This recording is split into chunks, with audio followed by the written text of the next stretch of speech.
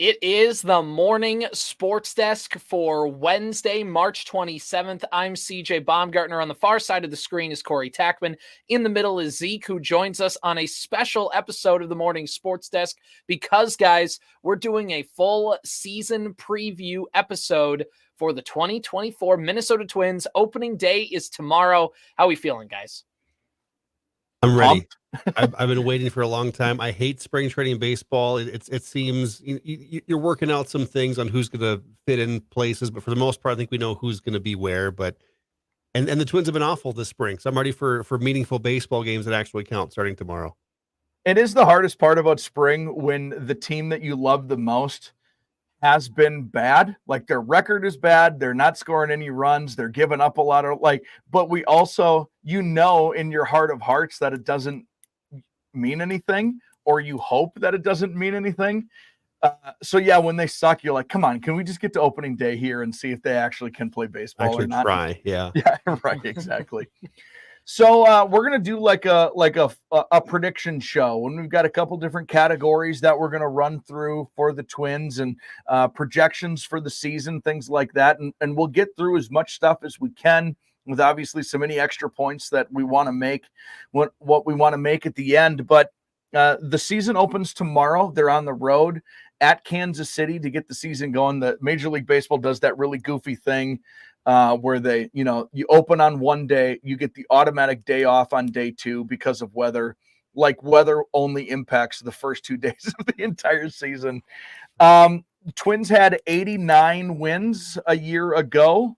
What do you think? What's a record for the Twins this season? Zeke, how about you just dive right on in? Is 89 wins a good benchmark for them?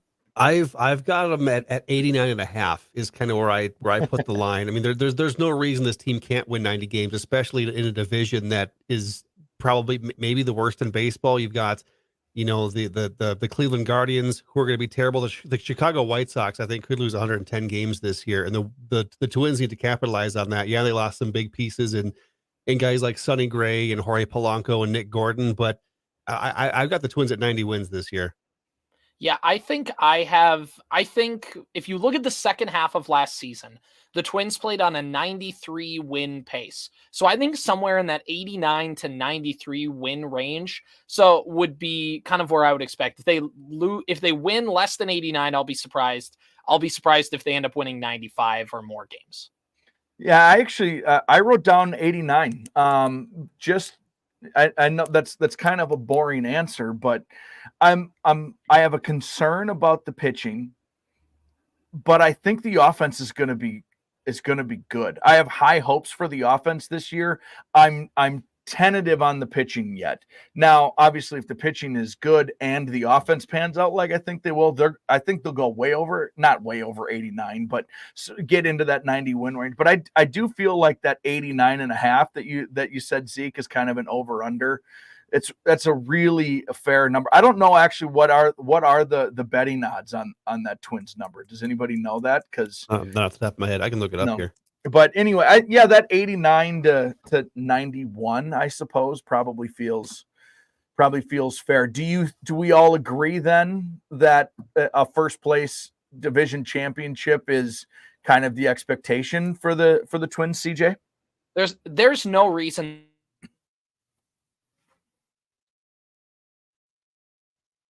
win, but they're the favorites. When you look at Cleveland, they are in the same spot as the Twins. They cut back on payroll, except Cleveland never had any payroll to start with. So they are, first-year manager in Stephen Vogt. There's a lot of stuff to kind of see how Cleveland will pan out. But, of course, they always have the pitching to compete. When you look at Detroit, they have a lot of high draft picks that have gotten a couple years now in the major leagues. They could be a team that if they are actually going to ascend, this year would probably be the year to do it. And despite Kansas City making all of those signings in the offseason, they're a team that did worse than the Oakland A's for a lot of last year. So Kansas City and Chicago are going to be in the bottom. It all depends on if Cleveland and Detroit can take that next step, but there's no reason that the Twins should not be the favorites for the AL Central in 2024.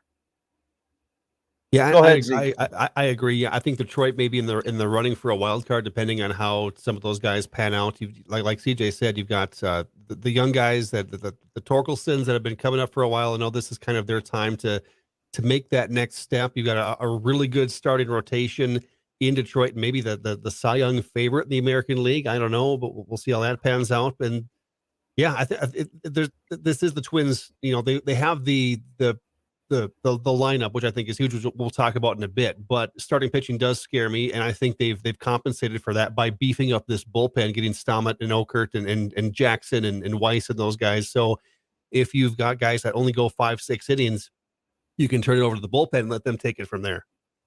It does feel like, we all picked that 89, 90, 91 win total. And all of those things are true about the other teams in the division, but it does have those vibes that the Twins could only win 85 games and still win the division by 7 games, doesn't it? I think Fangraphs has the Twins projected to win 84 games, and that has them as the division champions. Fangraphs is always on the lower side of wins, but they're projected to do that. Crazy.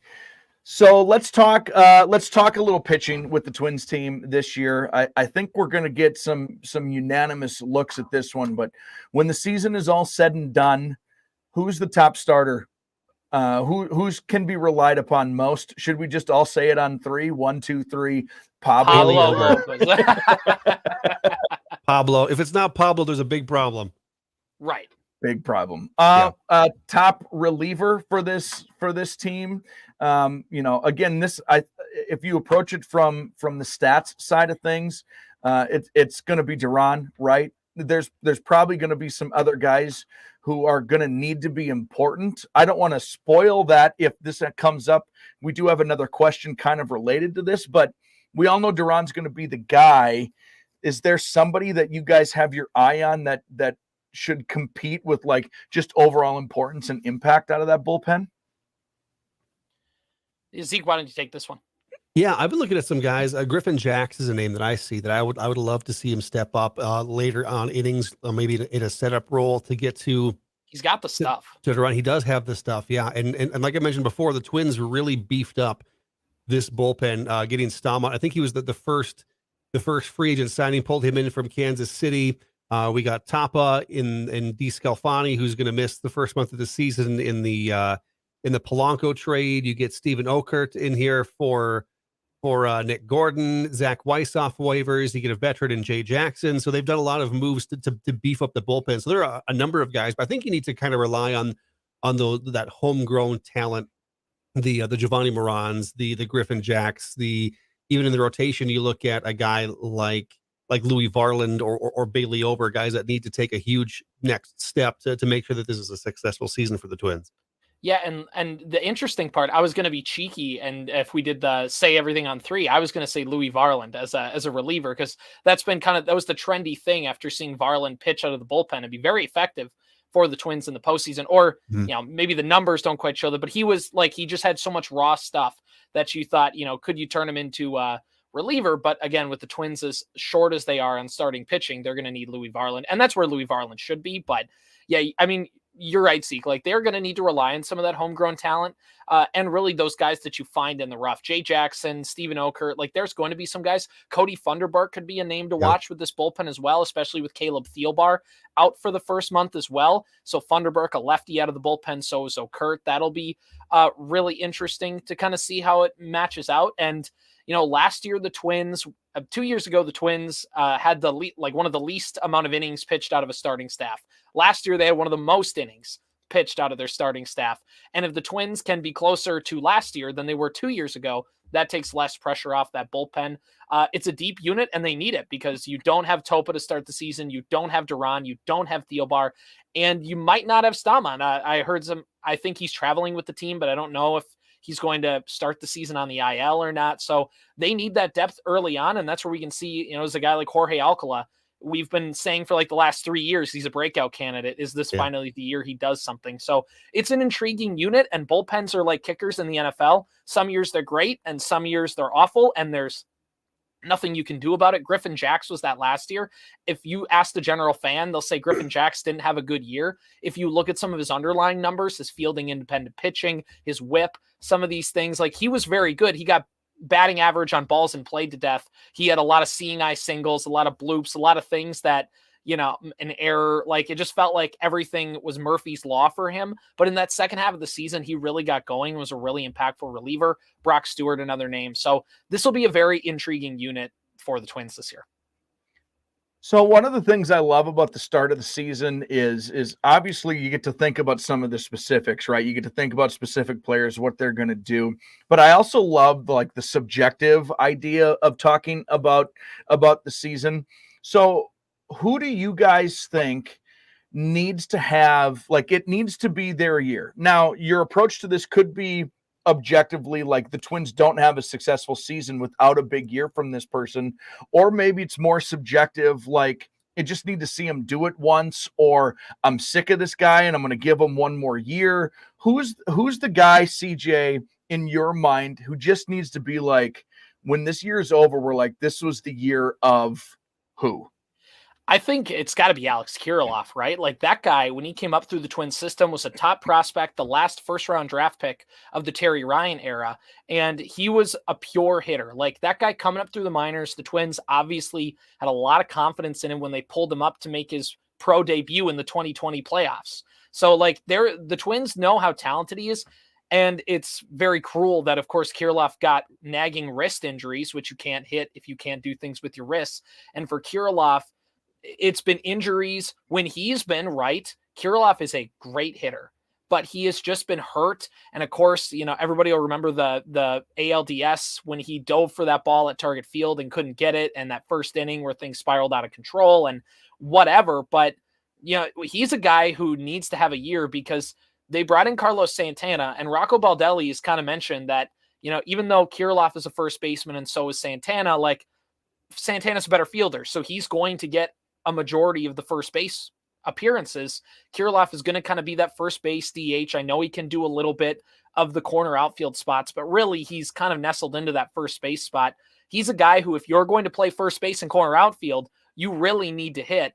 And when he's healthy, he does, but it's just not been for long stretches. And I think one more year of this, and you can realistically see the Twins start to take Kirilloff out of the plans as a building block of this lineup and kind of relegate him to platoon and just kind of not get rid of him, but his play, like a Nick Gordon, in a sense of, you could have a role, but that role is more of a utility platoon player than it is a building block of the team. And Kirilloff is one more bad season or, not great season away, or injury riddled season away from kind of having that be his fate. And it's a shame because him as a hitting prospect was right up there with Royce Lewis around 2019.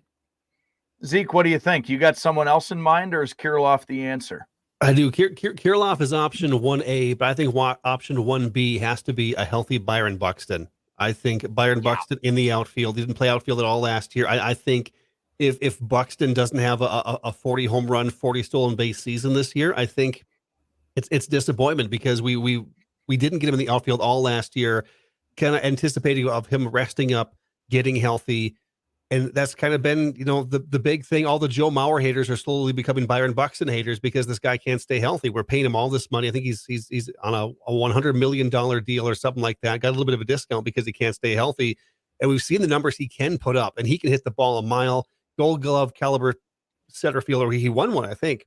Yeah. In center field. Yeah. He 5-tool player, except he just can't stay on the field consistently. And he goes all out 100% of the time. It's fun to watch him, but every time he dives for a ball, every time he crashes into a wall, you're like, okay, what did he break? I mean, this guy, he missed time because he broke a tooth eating a steak. I mean, you remember in the Boston series, to lead things off a couple years ago, slid into second base, the first or second series of the year, grabbed his knee, and you're like, oh, great, torn ACL, Byron Buxton's done already. And I think this is the year that Byron Buxton needs to put that injury stigma behind him and stay on the field and play 140 games with the Twins this year. The two names I wrote down were Byron Buxton and Alex Kirilloff. Kirilloff, kind of both for the same reasons, right? They just need to kind of get through whatever that injury thing is. I more personally with Byron Buxton, we'll call it an injury stigma. Like you said, Zeke, I have no issue with that, but I think I'm at my wit's end. And I think if it doesn't happen this year, I might be over in Byron Buxton being a building block of this team, because fortunately the Twins are in an unbelievable spot where they've got some other guys who could possibly be that person in Royce Lewis and Carlos Correa. Correa, by the way, I would add, just want to throw into the mix on this. Yeah. Just, it's been a weird couple years. He has come up in the big moments when you've needed him, and that's why you have Carlos Correa on this team. It would be fun to have an all-star, first team all MLB when the season is over from Carlos Correa, I think. Yeah, Correa is important. So, okay, that's who we think needs. Who do you want? Who do you want to have a big year? There's a subtle difference in this one. I mean, because we obviously want Buxton to have a good year and Kirilloff, but who's like the guy that you were rooting for, and if he doesn't have the big year, it could potentially mean like some woes. I'm going to throw out a name right away, if you don't mind. I think Joe Ryan needs to have that big year. I really want Joe Ryan to complete a season, to show off that he is that bona fide 2 starter, maybe even a 1B starter. I think it's really important. I think CJ, we've talked about this plenty, like Kenta's numbers when it was all said and done weren't great, but he was a guy who could be relied on. Sonny Gray had an awesome year. For the Twins to be successful, we think their offense is going to do it. I think their offense is going to be fine, but we can't have Pablo doing Pablo things and then have the next guy in line be a 3.5 starter. That's just not going to do it. I want Joe Ryan to make a major leap. How about you, Zeke? You can probably insert any name in the rotation that's not Pablo Lopez or the bullpen. So I'll go on the offensive side of the ball. I want to see Matt Wallner have a really good season this year. Minnesota loves the one of us stories. Forest Lake kid, 76 games last year, 11 doubles, 14 home runs, 41 RBI. You translate that to a full season. Those are some really good numbers. A lot of pop in this kid. Really down to earth guy from what I've seen. I think there's a video floating around. He went back to his high school in Forest Lake. It was taking like live BP off of students at like an assembly or something like that. And just really, really fun guy, really down to earth. And the whole one of us narrative doesn't hurt things either. But I'd like to see Matt Wallner have potentially a 30 home run season this year. The fun story with Matt Wallner is always that he was committed to play baseball at UND. And of course, that was around the time they cut their baseball program because they cut women's hockey. So he had to pivot and go to Southern Miss, and then he was a pitcher for a while, which is why he's got that cannon arm. And Matt Wallner's a fun pick, Zeke. I agree with you, because Matt Wallner, if he regresses, he could kind of be that, he fits into that Joey Gallo mold where he's got a big swing, big arm, but could potentially whiff a lot. And that's kind of him at his lowest. But yeah, Matt Wallner last year was great. And hopefully he can continue that. Corey, kind of remind me again, what's the premise of like this, just so I make sure I have this correct? Well, I have a guy every single year who I just want to see do it. Going into last year, remember, I was all in on Trevor Larnach. There was something about the pedigree that guy had. Very subjectively, I just thought he looked cool at the plate, and I just really wanted to see it happen for that guy. I also thought he was really important and going to be important for the long-term prognosis of that organization. And it was starting to get to that time in his career where if you didn't start seeing things from him, you start to get nervous. Right. So that is kind of the genesis of where this idea comes from. So there's a couple different players. I'll stray away from the mainline stuff because I think you guys hit all the beats. I'm going to say they're like Jose Miranda, who's going to be in AAA to Forgot start about that guy. Yeah, and that's the thing. Like everybody kind of forgets about him because as soon as he didn't play well and he was hurt, and remember, as we talk about spring training, Jose Miranda had a great spring training last year, and then he came into the regular season, struggled early on, and then got hurt. And then by the time he got hurt and was in AAA, Royce Lewis was ready to come back. And took his job. Yeah. Right. Exactly. Yeah. He Drew Bledsoe'd him. Yes. Right. And then you look over at first base and you go, well, there's Kirilloff there, and potentially Ed Julian could slide over to first base if Brooks Lee comes up and plays second base, which is expected to happen this season. So Jose Miranda is all of a sudden finding himself without a home because other prospects have jumped him on the totem pole, kind of like Trevor Larnach last year when Matt Wallner jumped him. So like, that's the thing for Jose Miranda. He has to have a good season because first base could be open depending on how Kirilloff does, because Carlos Santana is here on a 1-year contract, and a righty in Miranda compared to a lefty in Julian could be a platoon out. Like, there's some possibilities for Miranda on this team, but one more season where he smothers baseballs, which is his problem. Sometimes with his approach, he ends up kind of reaching at pitches. He grounds them, gets on top of them and grounds them into the dirt. If he has another season like that, he's just going to be done as a guy who you come up and expect to be like a nice 7 hitter for your team. Instead, he kind of has that journeyman-like career where he kind of bounces around a little bit. So Jose Miranda is that guy. When he's fun. He's a nice player to have. And obviously Carlos Correa really likes him. And he'd be a nice addition as a righty bat with some thump, which they kind of need. So that's a guy who I'd like to see do it. And he's got a tough road ahead of him. Might be kind of a redundant question then, but when the season is all said and done, who do you think on this roster makes the biggest jump from a year ago, from the beginning of the season to the end of the season? Who's that guy that's going to stand out where we're all going to go, whoa, I mean, the Twins are not here without this guy? Go ahead, CJ. Okay, so I'm going to, again, dip my toe kind of into that minor league realm, and I'm going to say Brooks Lee. I think Brooks Lee he's a very intriguing prospect because his ceiling isn't like Royce Lewis. Royce Lewis obviously has a much higher ceiling than Brooks Lee, but Brooks Lee's floor is very high. He's a guy who's expected to come in and be a quality Major League Baseball player when he's ready. And by all accounts, and again, I'm trying not to take too much stock into spring training, but he's ripping doubles off of Spencer Strider and Craig Kimbrell and some of these other guys. So his approach seems good. He seems like he's ready. He'd probably make the opening day roster if Julian wasn't going to slot in at second base. But I think Brooks Lee is a guy that's going to come up. He has some mixed reaction because there's not that high ceiling. There are a lot of people in the offseason that said, if you want to get a starting pitcher, you should trade Brooks Lee because he's technically still a shortstop prospect that carries a lot of weight. And if you don't feel like he's going to be a shortstop because you have Correa and Lewis in your organization, you should trade him now before you move him over to second base and his value goes down.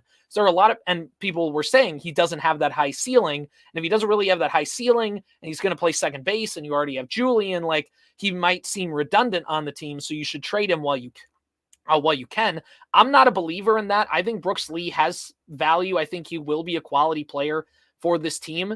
And I think by the end of the season, I think those people who thought Brooks Lee was expendable and they didn't, not that he wouldn't have been good, but just that he wouldn't have been that important to this team. I think by the end of the season, they'll go, hey, Brooks Lee is a building block of this team. And we feel very confident about his career as a Minnesota Twin. What do you think, Zeke? I'll go back to the rotation on mine because we've mentioned Pablo, we've mentioned Joe Ryan, Bailey Ober, Louis Varland, but one guy we haven't talked about yet is Chris Paddock and the impact that he could have on this team. I mean, a very unfortunate start to his time as a Twin. Traded, who'd we trade for him? I got it in my notes here. Reliever guy. Taylor Rogers. Taylor Rogers and Brett Rooker for Emilio Pagan and Chris Paddock. Yeah. And so we're bringing this guy to kind of anchor that rotation. Tommy John surgery right away. Misses all of last season or 2 seasons ago, and then pretty much up until the end of last season got some time at the end of the season. Saw him in the playoffs a little bit too. I mean, he was hitting 100 on the radar gun at the end of the year, and he's back and he's ready to jump back in and help this team. And the Twins got him to like that Michael Pineda deal where you're hurt, but we've invested a lot. We want to have you back. We want to see you be a part of this team. And I think that Chris Paddock going to have a potentially monster year for rotation that's going to need somebody who kind of has that chip on their shoulder here to come in and throw some big innings for this team. And I think Chris Paddock's the guy to do it. Yeah, the only other name, and when we've talked about him a lot already, is to me just Kirilloff. I think a healthy season. He's just due. The poor guy's been so unlucky. I just think the baseball gods are due to him a healthy season. And a healthy season just be nice. We don't have really much to say more about Alex Kirilloff, but we've done all positive stuff so far, and I don't want to dip our toes for too long in this. But if somebody's going to make the biggest progression in the season, that means somebody's going to make the biggest regression from a year ago to the end of this upcoming season. Who's the guy that's on your watch list, Zeke? I really hope I'm wrong here, but the name I'm going to throw out there is Royce Lewis. Yeah. Solely because expectations for this 24-year-old kid are so high. I mean, his numbers last year, 15 home runs, 50 RBI in 58 games. Mm-hmm. He's hitting grand slams all over the place, 4 home runs in 6 postseason games. I mean, anything less than 50 home runs for this guy, I think in the mind of a Twins fan is going to be a failed season. Mhm. He hasn't stayed healthy for a full season. You know, he just gets these freak knee injuries, hits the wall, tears his ACL, slips on some ice, tears his other ACL. But when this guy is on the field, he is good. I think he was the 7th ranked third baseman on like MLB.com's top third baseman list or something like that. And I think it could be Lewis solely because expectations for him are so high this season and everyone wants to see him take that next leap, next step. And if he doesn't, I wouldn't call it a failed season, but I think people expect a lot out of Royce this season. Yeah, I think that's right, Zeke. I think, and yeah, he just had such a monster part. That run was amazing, and the grand slams are kind of fluky too. And to get 5 of them or 4 of them or 10 of them, whatever that number was, like that's there's a little bit of just you're riding the hot hand, and him having a regression, like you talked about, Zeke. It doesn't necessarily mean that he was bad. It just means that like he's not going to produce at the same rate he was producing a season ago, and that might disappoint some people, but he's still going to be very good, I think. So I think that's a good pick. And in that same vein, Zeke, I'm going to go with Matt Wallner, and not because I think Matt Wallner is going to suck. It's because I think the way him and Lewis and Julian all performed for the second half of last season was, I mean, it's charted as the highest producing rookie trio in Twins history. Like nobody has produced more than those 3 Twins rookies did a year ago, which means the only place to go is down from that point. And how down will be interesting because I think the floor for Matt Wallner is like a Joey Gallo ever since he got to the New York Yankees, where it's high strikeouts. There is some flashes of power, but it's not consistent. And if Matt Wallner doesn't quite figure it out, or, the adjustments come to him and he can't adjust back, I think you'll see a season where Matt Wallner strikes out a lot, which, to a lot of Twins fans and a lot of baseball fans generally, those high strikeout numbers are fans can get very impatient trying to watch a guy go through a slump if he strikes out 3 times a game, and that's just the player who he is. So that would be my pick, not because I want him to, not because I think he's a bad player. I think he will be the starting left fielder for the next few years for the Twins. But if there's a guy to have a regression and everybody goes, what the heck, this guy was amazing last year, I think Matt Wallner could crack that list. So Wallner, Lewis, Julian, a lot of these are I think we all look at this the same way. It's who statistically performed better than they ever have before. And, they call it a career year for a reason. It's because it'll never happen again. You obviously have to include Pablo then in the mix of that. It just, what he did was incredible. So, but I'm going to take the opposite end of this, and I'm going to ask a borderline sarcastic question. But is Max Kepler still on this team? Yeah, final year that 5-year deal he signed back in 2019. Now, the Twins have had a love affair with Max Kepler. That has been a guy who they've put on the trade block the last couple of years. And the Twins under Falvey, if they don't feel like they're getting the exact value they think a player is worth, they're more than willing to just not do a trade. They don't trade somebody to trade somebody for a lot of players. And I don't have inside sources or anything, but just from people I've talked to, the Twins love Max Kepler. Like they view him as a very good player. And, he's also a borderline, regression candidate if you're looking at the second half of last season. Well, and he had kind of a rejuvenated season a year ago. I think at least everybody, he didn't face plant a season ago. And the discussion around him was made like, we've been waiting for that to happen. I think a lot of Twins fans have waited for that to happen. He's not right. Every team needs like a 7-hitter or an 8-hitter in their lineup, or a two hitter to move guys over. I get it.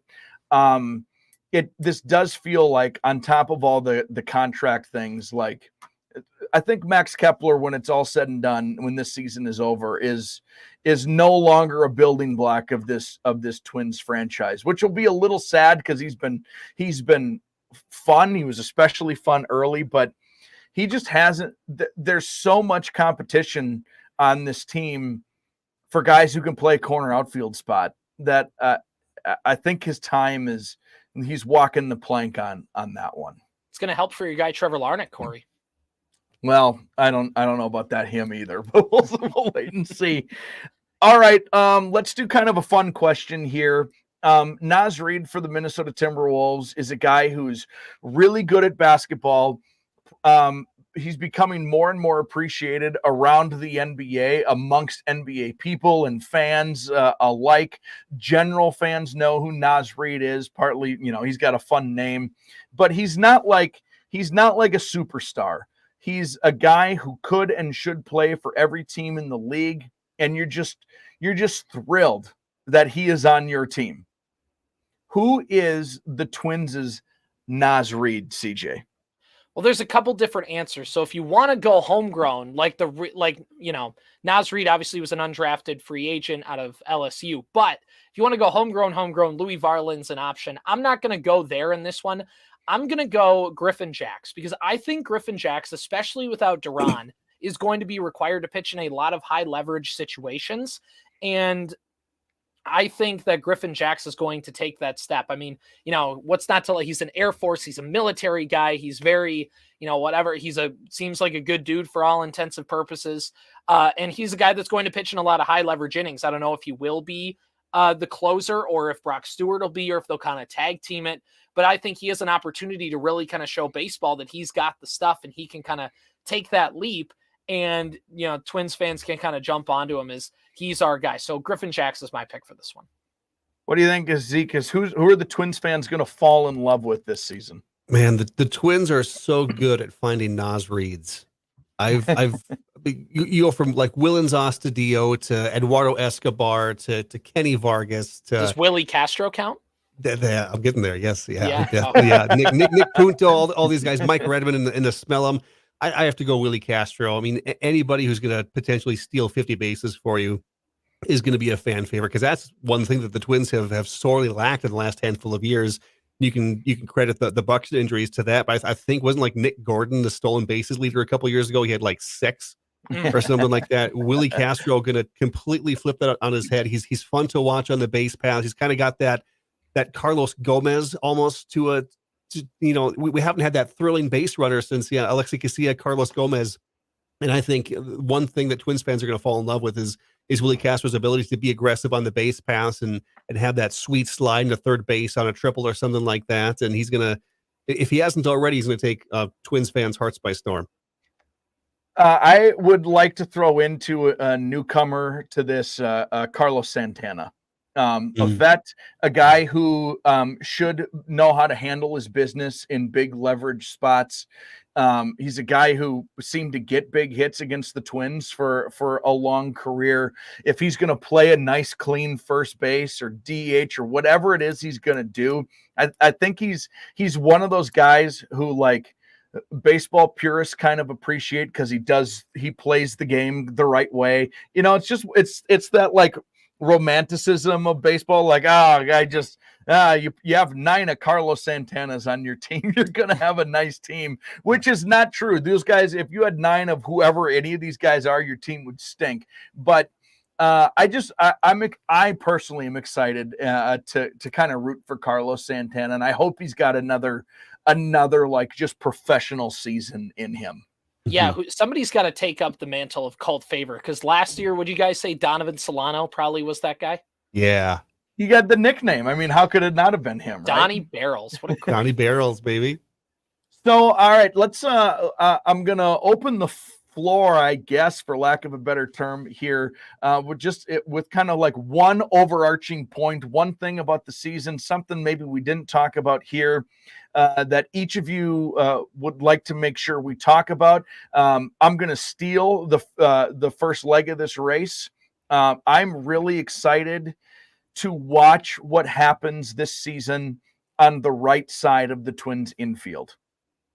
there is a logjam that the Twins as an organization are going to have to make some difficult choices. They're going to have to make some trades. They're going to have to let guys disappear into the ether. We're talking about Ed Julian. We're talking about Brooks Lee. We're talking about Alex Kirilloff and Carlos Santana and Jose Miranda. We haven't once mentioned Kyle Farmer in this whole bit. There is a right side of the infield bonanza that this team has that I think and hope that this organization is willing to use to their advantage, whether that means another starter at the trade deadline or another bullpen or whatever, the right-handed power bat in the outfield, whatever it is, they've got a number of pieces that can fit into that right side or not fit in. And I'm fascinated to see what decisions come out of that as this season goes along. Zeke, well, how about you? One thing I'm going to watch, especially early on, is how Rocco Baldelli handles load management with the injuries that we've seen in spring training, and how different the bullpen could look in Kansas City tomorrow to how it's going to look the first weekend in May and things like that by getting certain guys back, Stalmont and Topa. I'm interested to see potentially how DeScalfani is going to fit in to this team. He was kind of maybe the big name, if you want to call it that, in the Jorge Polanco trade, and he's dealing with some forearm injuries now that he dealt with while he was in San Francisco, I think, or Seattle, one of the two, and now he's kind of pulling the Tyler Mahle on us. And are we going to be able to see DeScalfani? He's an innings eater.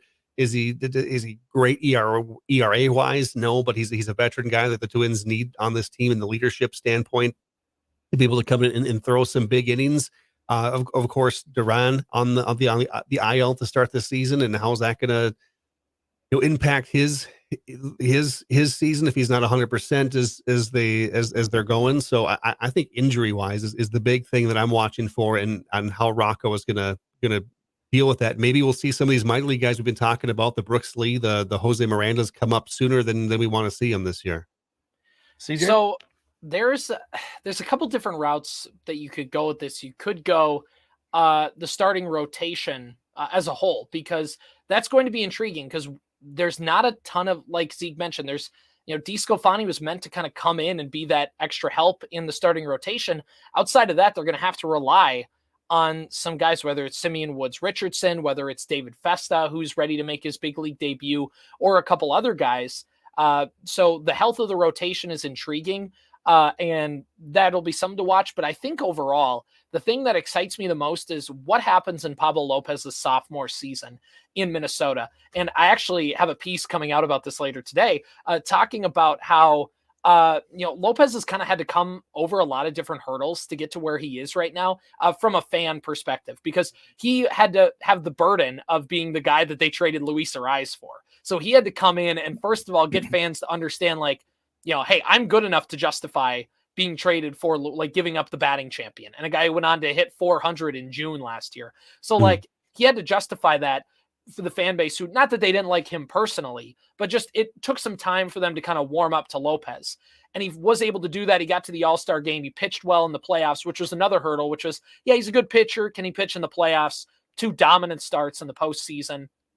And then, it's Sonny Gray. They lose Sonny Gray, and everybody freaks out because from a national perspective, everybody knows who Sonny Gray is, and the Twins don't have him anymore. And it's kind of his opportunity to show, obviously one pitcher doesn't make a whole rotation, but to show that, hey, losing Sonny Gray stings, but I'm still here leading this rotation, and as long as I'm here, we're going to be in a good spot.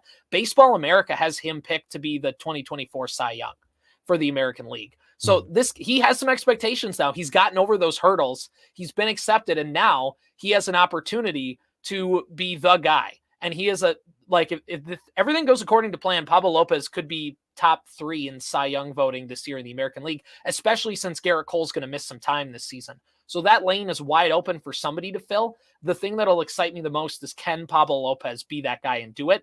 I think he can, but we'll see. Twins win the division. Ladies and gentlemen, your first place Minnesota Twins. To lead us out, Zeke will sing the Twins theme song. Go ahead, Zeke. I don't know it anymore. They have to win a game for me to sing it. Watch them get swept by Kansas City to start the year. Wouldn't that be fantastic? Well, hey, the last 3 games they played in Kansas City, they got swept back in June or July. Yeah. Remember that? Yeah. So yeah, because Bobby Witt had that grand slam off Bobby Witt. Duran. That's right. Oh man. All right, CJ. What am I singing the song now, or we just good? We good. I'm Good. done. Let's do it. All right. This has been the morning sports desk Twins preview special, and we'll of course be following along throughout the season. Zeke, you're welcome back on anytime to talk Twins throughout the season. Okay. Sounds good. Thanks for having me, guys. All right. We'll see you guys next time.